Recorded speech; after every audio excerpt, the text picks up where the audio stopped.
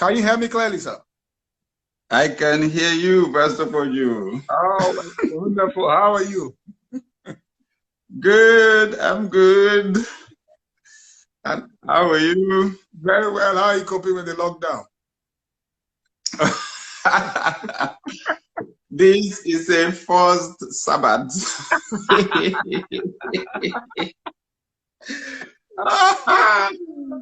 Oh yeah, unprecedented. We're enjoying it. Pastor Nika was saying to me, some days ago, she said, well, it's looked like this is going to work well for introverts, but for extroverts, this is not going to look good. You guys need to have mercy on us.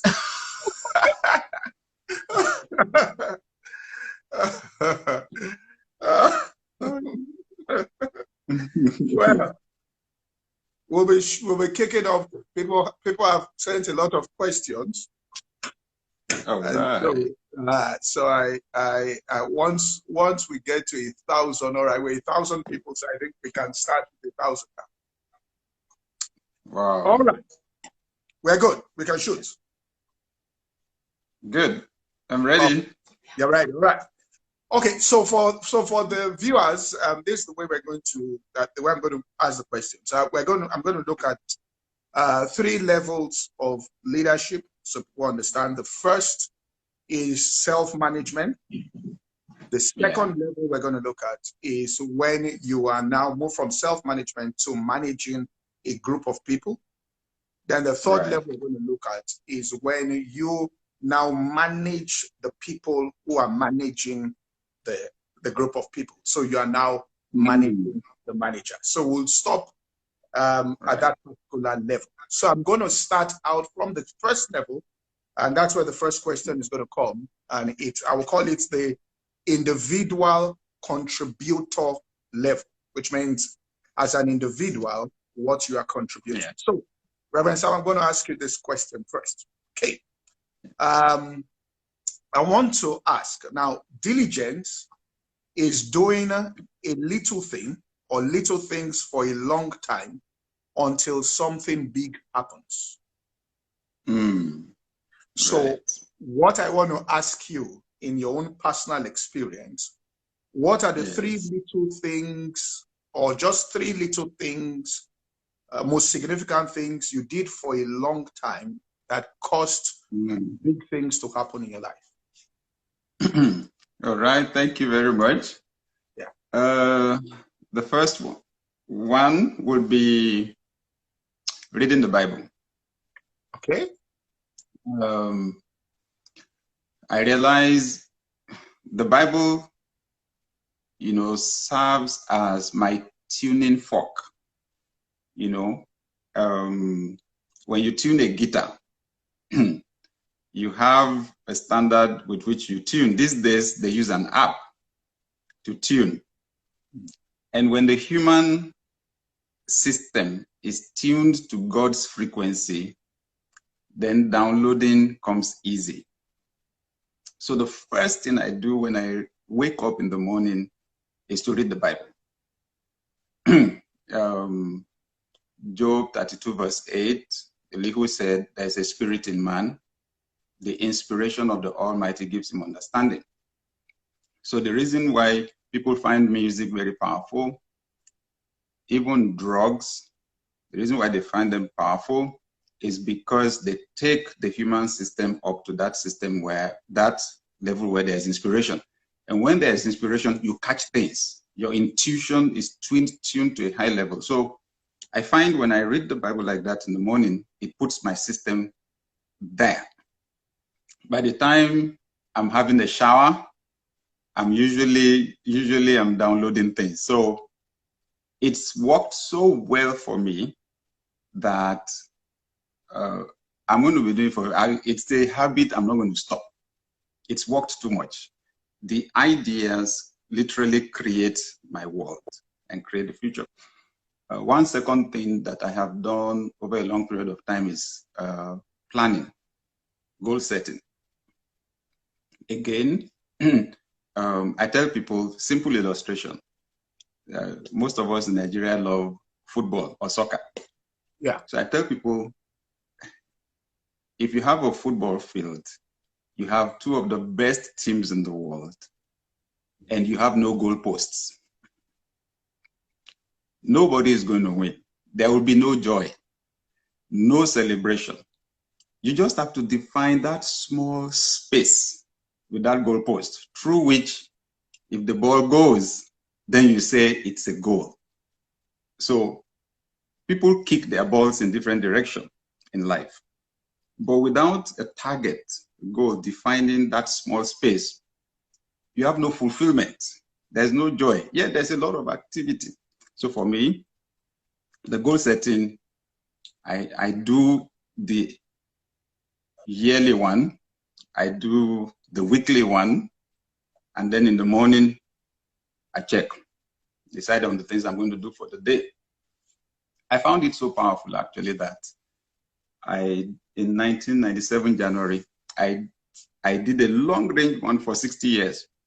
Wow. Because I stumbled on something, yes, that a Harvard professor stumbled on. He called it the law of time perspective, but it's actually the principle of vision.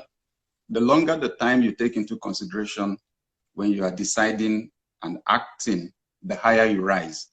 So the person that thinks 10 years will always rise higher than the person thinking 10 weeks or 10 months or 10 days. So I do goal setting consistently. One other thing that I do consistently, adding value. Adding value. Okay, I realize that's the essence of life, really. So every single day, I must do something to add value to somebody. And when value goes from you, value will come back. Great. All right, sir. Okay. So 3 things: reading of Bible, so people that are taking notes, goal setting, and also consistently finding how you will add value. All right. The second question, still on this individual contributor level, is in order to grow in leadership, apart from personal competencies, and then things such as punctuality, reliability, content, there are work values such as acceptance of company culture. Yeah. So how does one identify? Because there are a lot of people that don't understand the culture of the organization they're working in. Now, they're talented, right, they are skillful, but they don't match the culture. And because of that, they can't get promoted or they can't rise within that organization. So how does one identify the culture of the place and quickly adapt to it? That's a very, very good question. Very, very important one at that. The major factors, the basic factors that create the value or the culture of an organization, first, is the vision. The overall vision, the long-term goal of the organization. That is what shapes the decisions of the executives. You know, that is what shapes the operations, shapes the systems, shapes the budgeting and everything. So you have to first of all ask yourself, so where is this organization going? Where is this organization going? So that you can align everything you do every day with that. Some people, especially professionals, skilled people with expertise, they go into an organization, of course, usually, if it's an organization with systems, you will belong to a department. Some people are so consumed with their own role or with the function of their department, they don't think about the overall, objective of the organization. So they pull the department in a direction that is different from that of the overall organization. With that, you create a subculture. So you've got to be mindful of the vision, mindful of the mission, and then very importantly, the core values of the organization. What are the things that are very important, that they rate very highly? What are the priorities for the organization? You will always have competing priorities. People don't know that if they join an organization, they've imbibed at a subconscious level the vision and the values of the organization they worked for previously, maybe let's say for 10 years or 15 years. So if you're not conscious of it, you just find yourself saying, you see, where I was before, that's not how we used to do it. This is not where you were before. This is not where you were working before. So you have to, when you understand the vision of where you are now, you will understand how it is different from where you were coming before. If your idea is going to add value to this one and still help it to go where it's going, fine. So you've got to understand the values. If integrity is very important to them, it has to become important to you. If excellence is very important to this organization, it has to become important to you. If punctuality is very important to the organization, it has to become important to you. One of the challenges with organizations too is that when we measure performance, we don't measure alignment with the values of the organization. So people run into problems and they don't understand what the problem is. They believe they're working hard, that they're trying. You don't even know. And then they think personalities are their problem. They think it's the supervisor. They think it's the manager. So I would say to the average person, calm down. Ask yourself, what's the vision? Where are they going? Where do they want to go? And help them to move in that direction, the mission. But then especially the core values. Now, there are stated core values. There are also values that are not stated in an organization. And you need to pay attention to check those unstated values that are important to them and also align with those ones. It's not being stupid or being momo like people think. I have a mind of my own. Sorry, you should have built a company of your own and then express your mind there. But since you've come to another organization, align your mind to the mind of the organization. All right then. Okay then. All right, the third question, we're getting into management now. So one of the major failures in leadership by experience, all right, in terms of, because what a leader does, he selects talent and delegates it. But one of the major areas where people experience a shortcoming, particularly in this part of the world, is leaving the wrong person in a job for too long. That is, the person was right at a time. Now, that person might have been personally loyal, maybe to the owner of the organization or whatever, but they no longer fit. Now, how do I make the changes without destroying the entire morale of the workforce, because people know this person has been here for a long period of time and the person has been loyal, you know, so people might weigh that more than the competencies that you're asking for. Well, I think a lot of leaders have to deal with this, a lot of, especially startup entrepreneurs. Yeah. It's usually a tough decision to make. When you start an organization, you are at the entrepreneurial phase. At that phase, there's a lot of flexibility. You are taking big risks. You don't have many people working with you. So you really value the people that join you at the beginning. They play multiple roles the way you play multiple roles. You are the CEO, you are the accountant, you are the HR manager, you know, you are the IT manager. You play multiple roles. As growth comes, then you bring in professionals. Then they take some of those functions. Because if you go too long playing those roles, you will become the problem of the organization. Because you're doing things that are not your specialization. When the professionals come in, they will begin to pull you towards professional management. They are the experts in their own area. They have standards in their own area of skill. So they'll begin to ask you to align with those standards. It's like the accountant, for example, will tell you, you have to follow this ratio, the balance sheet has to look this way, and so on. Or the cash flow is going down, and so on. If you are smart as a leader, you had better listen to them, you know. But that's where you will have to manage your emotions, manage your ego, And you will have to make tough decisions. So the entrepreneur, you'll find out many entrepreneurs do what they do out of passion.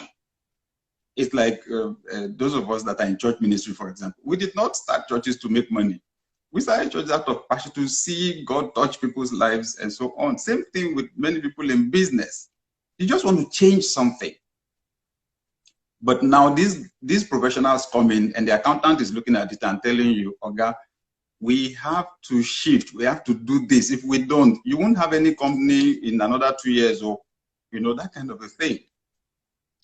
And that's where the HR person, for example, begins to tell you, this person is not performing.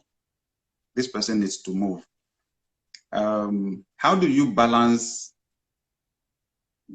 ensuring somebody is doing the right job, somebody's in the right place, somebody's competent for the role they're playing, with rewarding loyalty? Because the question is usually, this person has been there. I spoke to someone with a very large organization some years ago, and it was obvious that some of the people at the top, at the highest level, had lost their drive. They had lost their passion. So, and he said to me, many of them have achieved their own dreams. They own houses, they have money, they've seen their kids through university and so on. I said, then why don't you let them go? He said, the narrative that will go around now is that I destroyed their lives, that I used them for 25 years and then threw them away and destroyed their lives. I admit it's not always an easy decision, but I challenge leaders to do principle-centered leadership. Principle-centered leadership. And the thing with principles is that they have no respect for persons, no respect for status. So you make a principle or you make a policy, for example, in the organization. You have to be able to make decisions based on the policy. It doesn't matter whether it's your brother or your sister or anything. And unfortunately, that's what we lack in Africa, because the whole culture itself is not principle-centered.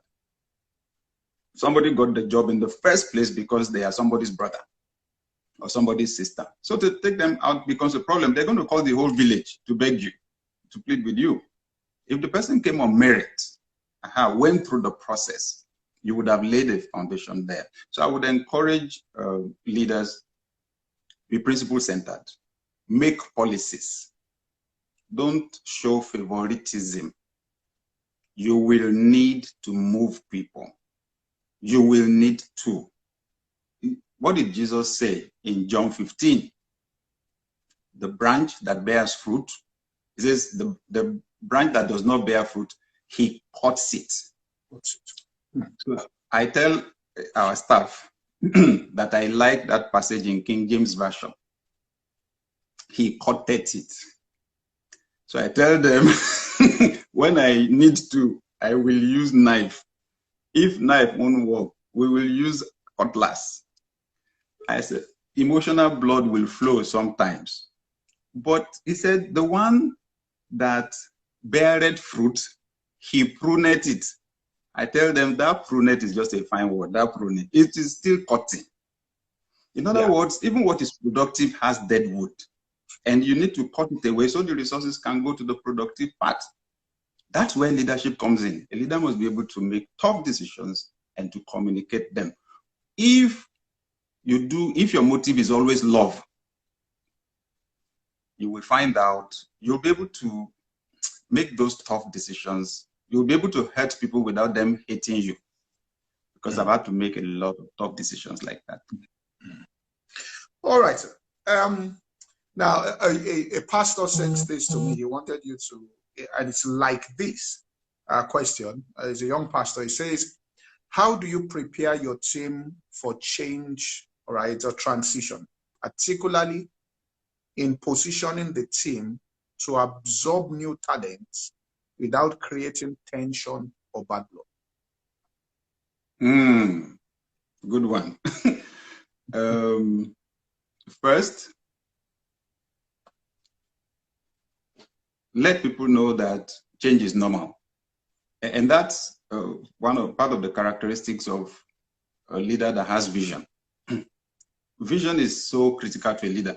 You know, once you continue to paint picture of that, what we're becoming in the future, where we're going, yeah, everybody knows we're not staying here. Yeah. So status quo is not normal with us. We're going to move ahead. So change is going to be normal here. People want the progress, but they don't like the process. Mm. When you are describing the change, sometimes they'll be happy. When you begin to effect the change, they will resist you. Okay? So it is good to be upfront about it. We're going to be changing here. We're going to be changing here. When the early years of Daystar, for example, once I saw that at the beginning, we were at the risk of, you know, keeping things the way they were.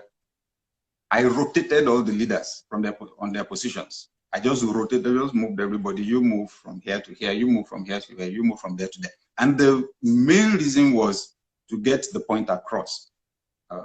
Here have we no continuity. There is no ownership of any position here. Okay? It was shocking at first, but they did it the first time and then did it the second time. So in our system, people know. We have a strong cell group system. We rotate the district pastors, the pastors over the districts. You know, our satellite churches, we rotate the pastors. So people know. It's just that it's slower now because we're big. Okay? But I just wanted people to know that change was normal. And then in those early years, I bought Who Moved My Cheese. Okay? For our leaders. Then I went through the book with all the staff. It took us a few weeks of staff devotion. I went through it. I like the first principle there. They always move the cheese. Change is constant. And with that, a leader has to be strategic. So I let them know the future is not going to be the same as this. We have to prepare for it. So with that, people know we're going to be adjusting things. So at the point at which I want to bring in new talent, usually I do a rotation like that. And then the new talent is able to come in. You have to be sure too, there are 2 dimensions to it. I emphasize too on specialization, on talents, on skills. So I run a test. There is this test, I'm trying to remember the name. Is it the Bellerin test now? That measures the personality, the team personality, they call it, team personality test. Your personality or temperament is one thing on a normal day. When you find yourself in the team, there's a kind of personality that you display. My type is called the plant, where the ideas people. You have the person that is a company worker, their own, you make the decision, they execute, you know. You have the finisher, that's where Pastor Nick falls. When you've done all your discussing, all your plan, everything, and everything looks perfect to you, they're the ones that look and point out what is wrong there. They help you to put the icing on the cake, okay, and so on. With that, I emphasize to our team that each of us has our unique roles. So you don't need to compete with somebody else. Just be the best you that there is. For example, I assure our team members, I know church members will compare you with me. Don't let them put you under pressure. Teaching is my #1 gift.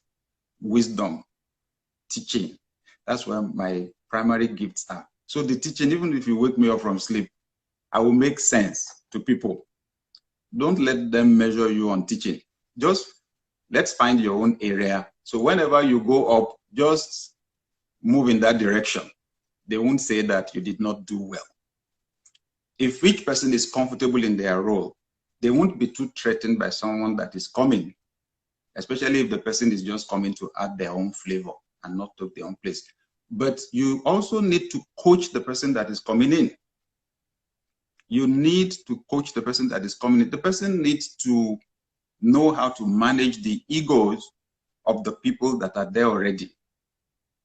How to show them respect over time so that the person can be accepted. Sometimes if you bring somebody in, majority of the people already there do not accept, you may have to take the person out, which is not the best.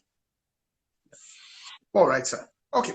Now, somebody asked, he says, how do you switch from transactional type of leader to a transformational type of leader? Running a small, medium business with high volume can put you in a place where you are transactional for a while, which is not sustainable. Now, just for people to understand the terms he's using, transactional leader being a leader you're interested in driving the bottom line and it works, and the success of the business is hinged on a few. As a matter of fact, it's hinged on you. Transformational is when you realize that's no longer sustainable to be transactional, and you want to institutionalize the business such that it generates revenue with processes that are dynamic and not dependent upon the individual. So he talks about switching. All right. So a few things that you want to know about that. Okay. Well, the basic thing about a transformational leader is the fact that you empower people to be able to do what you do. I would say, well, since this person is asking specifically, I'll tell anybody at any point in time, the transformational leadership style is better. You can start with that and drive success. But if you find out you've been transactional in your leadership, you want to switch to the transformational one, then the important point there is that you prioritize people over money. You prioritize people over tasks. You prioritize people over systems. See, like this person has recognized, the transactional one is not sustainable. They know you are in it for what to get. So they too are in need for what they will get. At the point at which it will not pay them anymore to be there, they will leave you without any emotions. The likelihood is you would have hurt them, deprived them of some things in the bid to make money. So they too don't mind to hurt you before they go. So when you prioritize, so you realize when you build systems, it is people that run the system. The quality of the organization on the long run will not be better than the quality of the people running the organization. Take interest in people, love them genuinely. Take interest in them as persons. Don't treat them as equipment. Don't use them, okay? Take interest in their personal development, their personal empowerment. I'll tell you, when you love people like that, they will love you back. There's a reason why love is the greatest commandment on the planet. When you love people, they love you back. Some people say, oh, well, loving people is a risk. So what if I love them, I empower them, I train them, I spend money on them, and they leave? I tell you, the principles cannot be broken. Somebody will love you back, okay? Somebody will pay you back with loyalty. But maybe the important thing also is that the likelihood that people will hurt you will be grossly reduced. If you love genuinely, the likelihood that they will hurt you will be grossly reduced. Okay, I can give an example, okay, of a switch that I made at the point at which Daystar was one. And it was an encounter with the Holy Spirit. As we were preparing to celebrate our first anniversary, and the Holy Spirit just said to me, you must deal with your insecurity. You must deal with your insecurity now. If not, you will hurt those people that I've sent to you. I said, oh. And he took me to Hebrews 4 and says, you need to enter your rest. You must not fight anyone, quarrel with anyone for leaving that church, whether pastor or member. The day you do it, it will be proof you believe that I am weak. I said, what does that mean? He said, well, if you quarrel with someone for leaving, it will mean that you believe that the person's exit will stop the fulfillment of my plan for the church. And he said, nobody is powerful enough to do that. Your destiny is in my hand. So enter your rest. The works were finished from the foundation of the world. And with that, whatever it is anybody wants to do, support them. So I went to our management meeting, our pastor's meeting, and said to them, okay, guys, I want to say something. Any one of you that wants to leave at any time, tell me. I just want to tell you here now that I will never fight any of you for living here. So if you tell me, I will appreciate 1 month notice so I can prepare to replace you. If you say the Holy Spirit said no, I said 24 hours notice is not bad. I'm going to pray.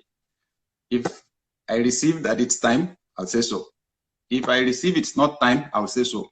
But I'm not going to hold you and I'm going to pray with you, because the day we stand before God, you will answer for yourself. I won't.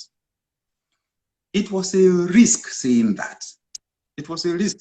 And the Holy Spirit was actually asking me to take the attention of myself, to stop trying to protect myself, you know, focus on these people, empower them.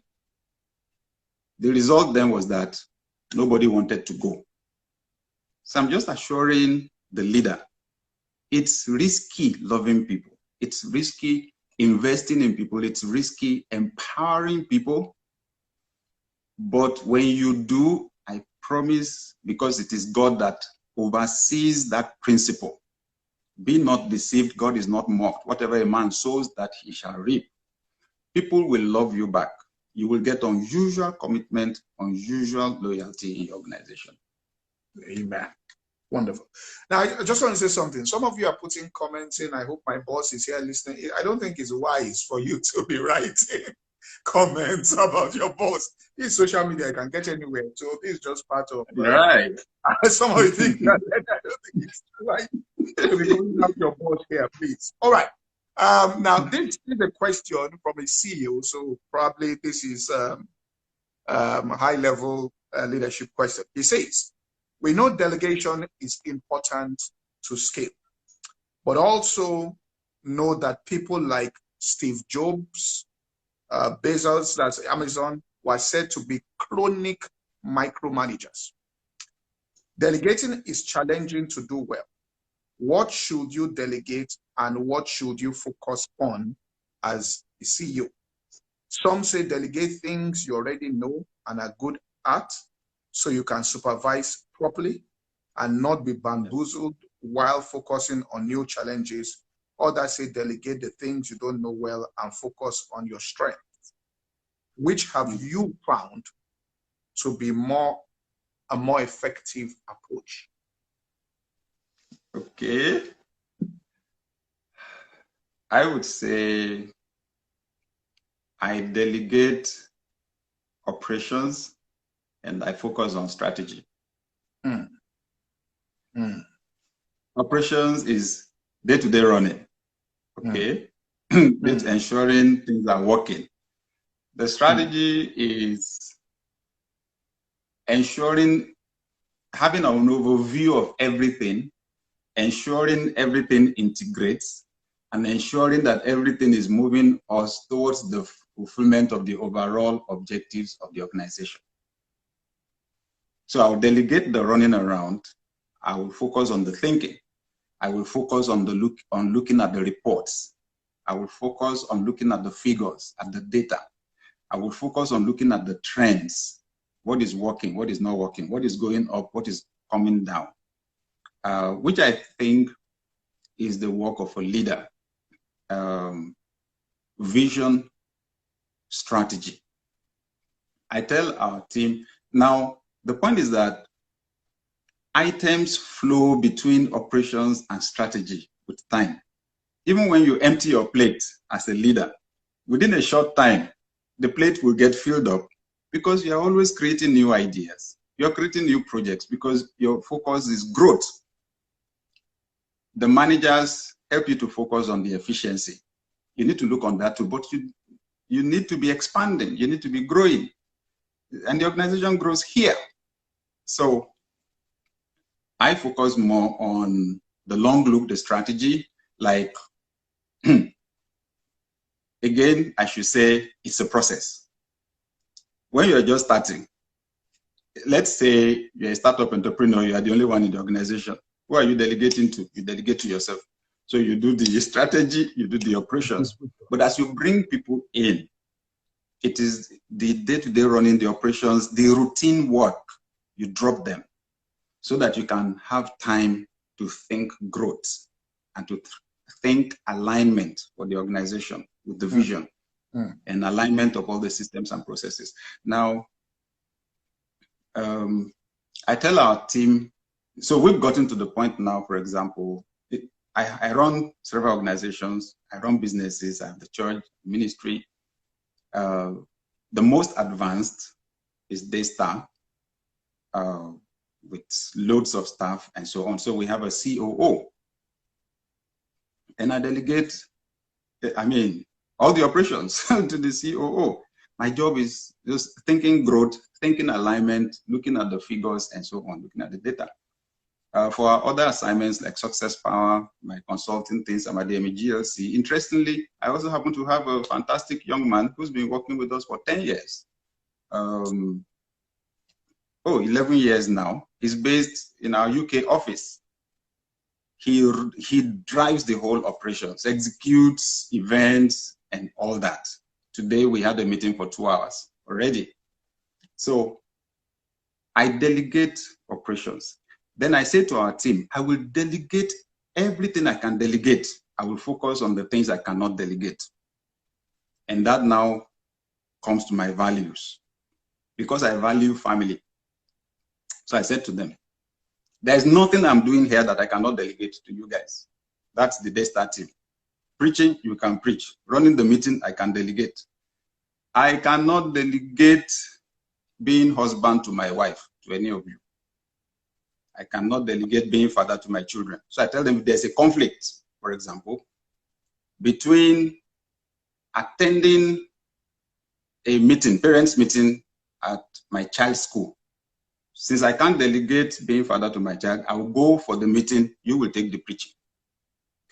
So that's how far I go with delegation. Okay. Now, next question I'll take. All right. This is from a medical doctor, and it has to do with it has to do with in a leadership position with all their COVID-19. They are in the front lines of it. So here's this question: in a crisis situation like we face now, followers display a wide range of anxiety, some based on real evidence, some just on pure myths. How do you balance truly hearing their fears, which means their fears, and ensuring your decisions are not only driven by those fears, even though you hear it? What encouraging words and practical steps do you have for business leaders to manage the psychological pressure that comes with leading people in an organization in times of crisis, so that they avoid stress, meltdowns, and negative health implications? Thank you very much. Good question, especially for the scenario that we're in now. What is it that amplifies people's anxieties and fears? Uncertainty. So when you have a crisis situation where the things that have been stable, that people have been used to, are now moving. And like presently, we're dealing with a pandemic. And the last time a pandemic of this proportion happened was 1918 to 1919. So there are very few people alive right now that were alive then. And even though they were alive then, they didn't know who they were babies. Okay? So, sincerely speaking, this scenario is very threatening. We've never seen a scenario, all of us, where all the planes were shut down, airports were shut down, borders were closed all over the world, stock market crashing, everything, this one crashing and all that. So what does a leader do in a scenario like that? Validate their fears. Those fears are real to them. So we cannot criticize people for being afraid or for being anxious. 2, the leader must be positive, even when you don't know what to do yourself.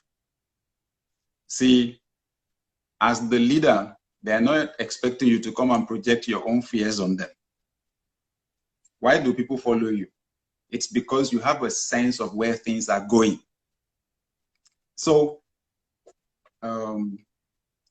people either react or respond to situations and circumstances. In my encouragement during this season, I have asked people that, are you reacting or are you responding? I tell them, if I slap you, you slap me back. If they ask you why you slapped me, you say it is because I slapped you. And I say to them, it's not true.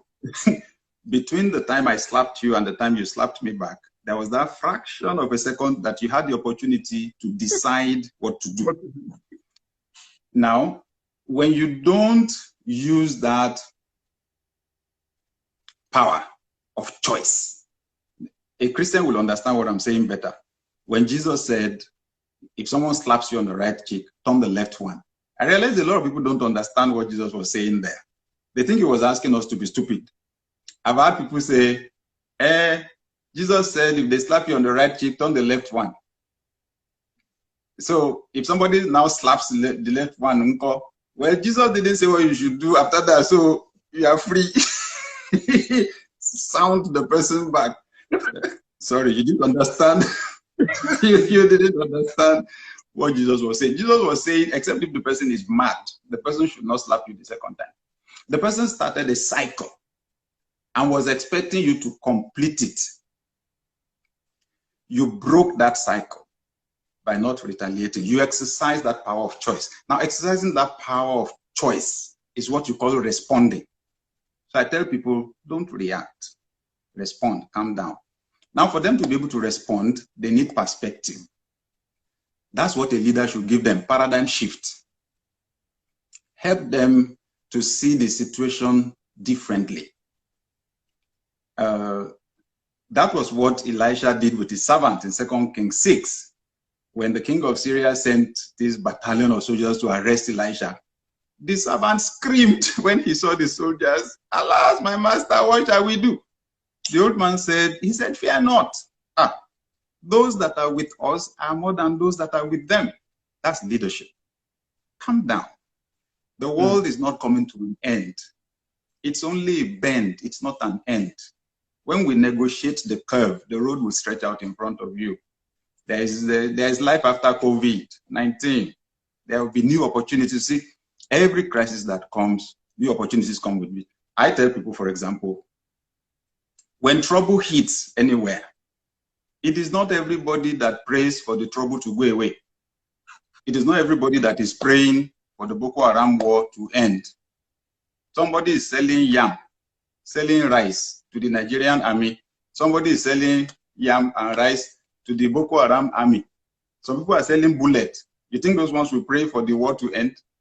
The rest of us will pray for the war to end. What I'm just saying is crises create opportunities. So that's the job of a leader. That's the power of vision.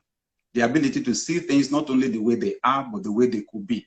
So I would recommend for the leader, you need what Moses did, for example, when they got to the Red Sea. He said, calm down, calm down, calm down.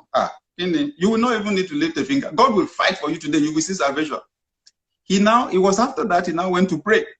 His prayer was very interesting because he was lamenting, crying to God, what am I going to do now? I was like, calm down. Go and tell them to march forward and stretch your rod. That's leadership, okay? Control, manage your own attitude, then find perspective. Talking about paradigm shift, Stephen R. Covey said in The 7 Habits of Highly Effective People, while trying to define the difference between a manager and a leader, he said, if you want to cut this plot of the grass, the plot of ground, the manager is the one that measures out each person's portion, ensures the cutlass is very sharp, efficiency, everything accurate. He said the leader is the one that finds the tallest tree, climbs it to the top, looks around to be sure we're even cutting the right bush in the first place. So that power of perspective is what a leader gives. I'll tell you what I did, the tree I climbed. I just went online. Maybe there was a pandemic 100 years ago. Let me go and study it, check it out. Because the interpretation that people are giving to this pandemic, they range from one extreme to the other. Okay, I don't even want to go into the details now, but there's quarreling on social media now from 5G to 10G and other things. So I went online.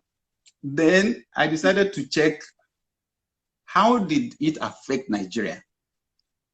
So I found something, a research article, by a lecturer at is a history lecturer. He's now at the university at Birnin Kebbi.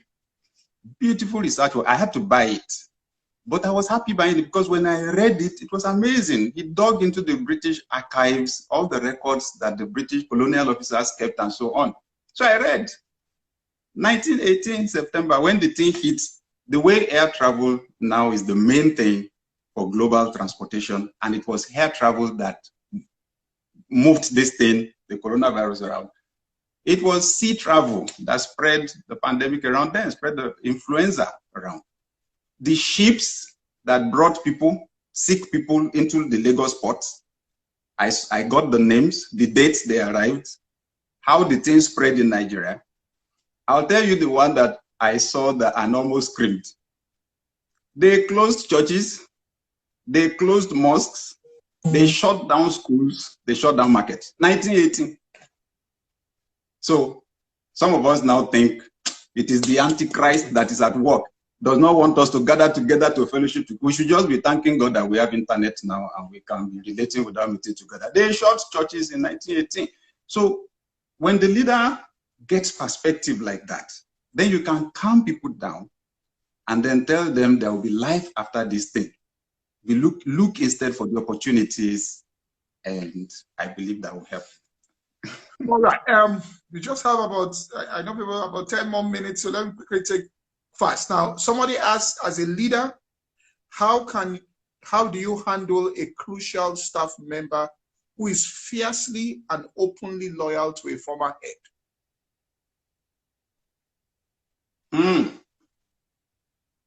Good question. When you come into a new position, be very sensitive. I will recommend that you should not change anything for the first 2 or 3 months. Usually you come with your own idea. All the time that the former head or leader was there, if you maybe had been assistant or junior to the person, subordinate to the person, you have your own ideas how things should be done. So you are in a hurry to change things, to, just calm down. Because there are people loyal to the former leader that are still around. They will make life difficult for you and disable all your plans and visions if you disrespect the former leader. So the first thing you should do is calm down and validate that former leader and take time to read the people that you are dealing with. So if you find someone like that is there, what you want to do is to win the person to your side. Just leave the issues and build a personal rapport. Any leader needs to know the share of power on their team. Sometimes you have strong opinion leaders in a team. Every leader has people like that. While you are discussing something at the meeting, some people at the meeting are looking at somebody else and trying to look at the person's reaction. If the person agrees, they agree. If the person doesn't agree, they don't agree. If I have somebody like that on my team, I will always discuss new ideas with the person before we get to the meeting. So if I get the person on my side, so if the person is nodding at the meeting, then all of the person's disciples will also agree with the decision. So you've got to manage your ego. Don't change things quickly. Validate the former leader. And it is when you've gotten enough buy-in in the team that you bring in your ideas and they will sell. It's powerful. All right. A young pastor asked this question. He says, when a leader loses influence, his influence over his followers due to familiarity or due to the followers finding out his weakness, what should the leader do? And how can he avoid people being familiar with him and at the same time carry people along, right? Or without crossing? That's what he wants to find. That will border on the law of respect. people only follow people that they believe are ahead of them in any field or role. So if people are losing respect for a leader, I would not say that it is so much because they're finding out the leader has a weakness. They know already without finding out. But there's no perfect boss anywhere. Everybody has weaknesses. It would be that they are catching up with the leader. Either that they are catching up with the leader, especially in terms of knowledge, in terms of skill. It may be that the leader is not inspiring to them anymore. That's where the disrespect begins to come in. If you don't stop your growth, both in terms of character and competence, in other words, you're still working, cultivating new habits, improving, you're living a disciplined life. They don't expect you to be perfect. Where, you still have your own struggles. You are open about them. Okay? You don't pretend. You are not hypocritical. People won't lose respect for you. And then if you don't stop reading, stop learning, if you come to the meeting and you have something new to say each time, if when you have decisions to make, your processing is superior to theirs, because that's where they measure the wisdom. You are delegating work to them, they're increasing in competence, fine. But like Jethro said to Moses, let them deal with the small issues, let them bring the big ones to you. So when they hit complex issues, they can still come to you and you will find a way. They won't lose respect. They won't lose respect. It's not because they found out a weakness that they're losing respect, because they're catching up with the leader. The leader needs to go for growth so that the leader can be inspiring to the team. That's very, very, very powerful. Let me see which question. Okay, I'll just take this one. All right, this person says, how do you balance the need of what you share with your team in a corporate environment, of the strategy and goal for the business and the practice of your faith in working towards the goal, especially when the goal may seem unreal or unattainable, given the present circumstances? In other words, Ben says $1 million is a realistic target in revenue for the year. That will make sense given the past track record. But in your heart, you are reaching for a revenue target of $10 million, which if shared with your team will seem unrealistic and make you, the leader, maybe look unserious. How can you carry them along in the belief and working towards the goal and the practice and the exercise of that? Very good question there. Feed people with what they can digest per time. That's what I would say. If you sense the capacity of your team, give them what they can handle. But you see, when you give somebody something that is bigger than the person can handle, rather than inspire, it will overwhelm the person and then paralyze the person. So if you have most of your team paralyzed, you will achieve nothing at the end of the day. So sometimes as a leader, you know some things, especially like you said, if it's from the dimension of your faith. God said it to you. You said Jesus would look at his disciples sometimes and tell them, you know what, I have some things to tell you people, but you can't bear them now. You can't handle them now. So I'll keep them till later. Give them what they can handle per time while you are working on increasing their capacity. I'll tell you something though, that once in a while, you throw those long goals. Okay, they're not for discussion or for just say it. If over time it happens consistently that what you say comes to pass, they develop confidence in you and in your intuition and your capacity for vision, and then they would have grown to have, to develop the capacity to handle that kind of a thing. Then you can be sharing that kind of a thing. You will notice when Christ communicated, he communicated to people at different levels. What he shared, he took Peter, James, and John to the mountain where he was transfigured. Only 3 of the disciples.